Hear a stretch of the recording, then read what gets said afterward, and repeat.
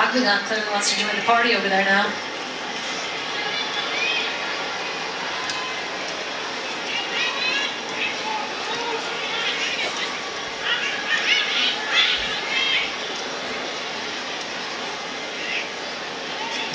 Andy Sullivan.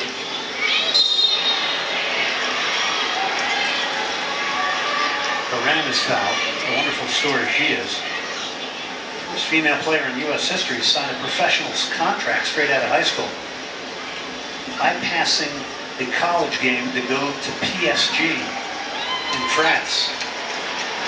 Now a member of the Portland Thorns. So a different path for the national team for this young lady.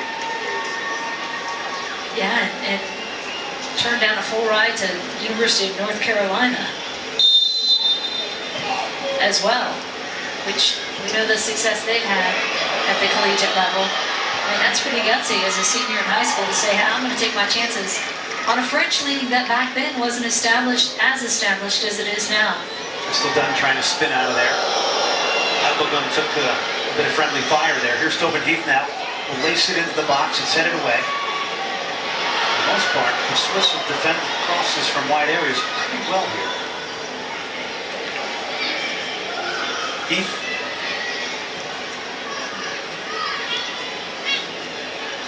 Of course, Mallory Pugh, another one that has broken out this year. She'll play in the World Women's World Cup at the under-20 level next month in Papua New Guinea.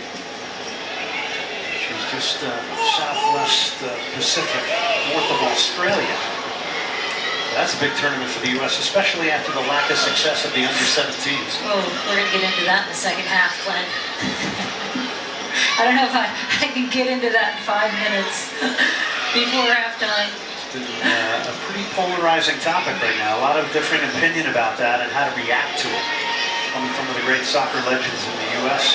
And then you also have, besides Mallory Pugh at 18, you have a player like Ashley Sanchez at 17 who captained the under-17 team going with the U20s. I mean, these are all players, of course, Jill Ellis is going to look at in this window of time. Great tracking back there from Morgan Bryant.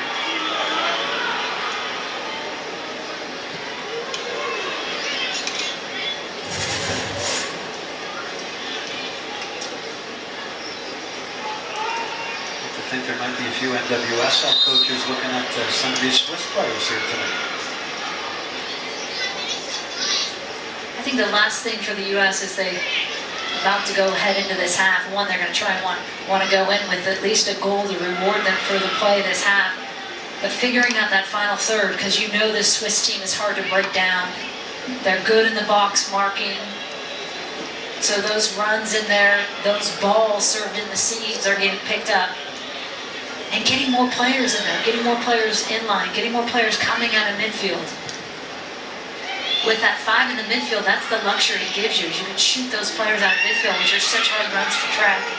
Horan tried to thread it through the eye of a needle there to Casey Short. Patricia Willie knocks it wide. Sonnet to Heath.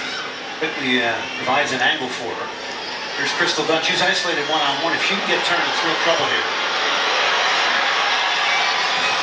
It's a decent ball, but it's going around the penalty area. And actually, Noel Maritz doing a nice job of defending Crystal Dunn there, if in fact that's possible.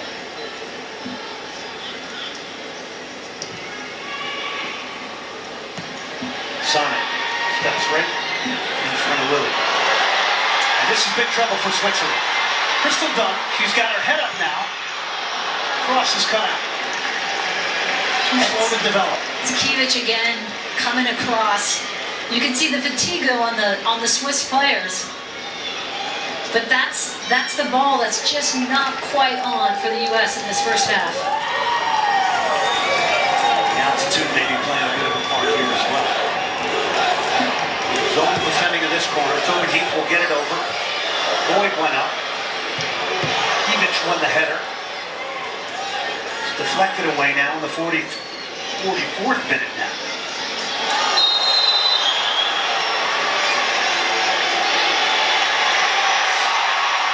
Against first yellow card. Be brought out here, picking it up. is Noel Maritz. I think that's a good call by the referee. Clips are there on the back. Dangerous set piece here. Maybe this is the opportunity to produce that confidence-boosting first goal here. U.S. has dominated the possession, the territorial play. Still trying to carve out more chances. Tobin Heath to take it.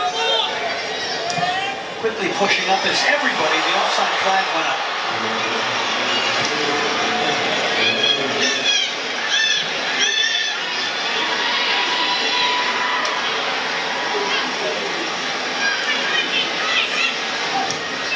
Applegun was the target. The idea was there. Nair alertly off her line.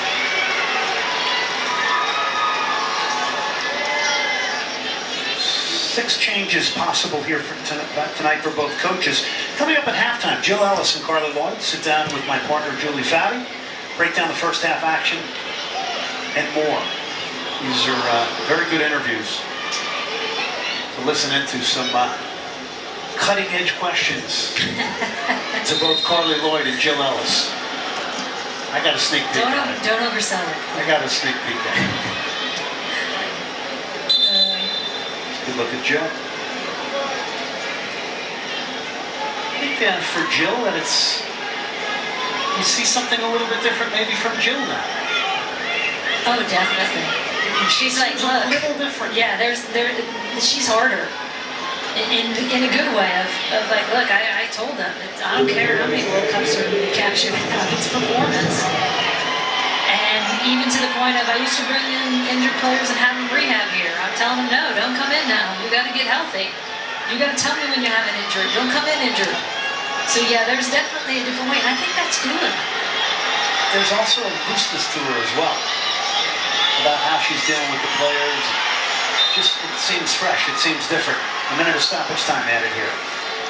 Probably about 30 seconds left in the first half. So, put a bow on this first half for us, Julie. I think she'll be pleased with the possession, pleased with some of the younger players that came in without caps. Andy Sullivan has had a very good first half, sitting in there in the midfield dictating. I think she's going to want to see more happening in the box, more runs in the box, better service in the box, just cleaning up that final third.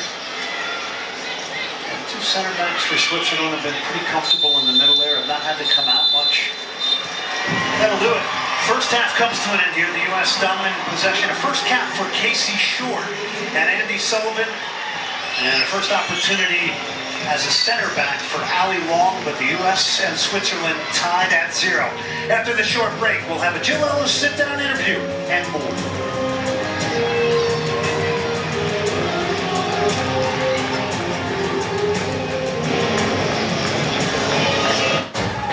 Yeah, hard work and dedication, but that's not enough.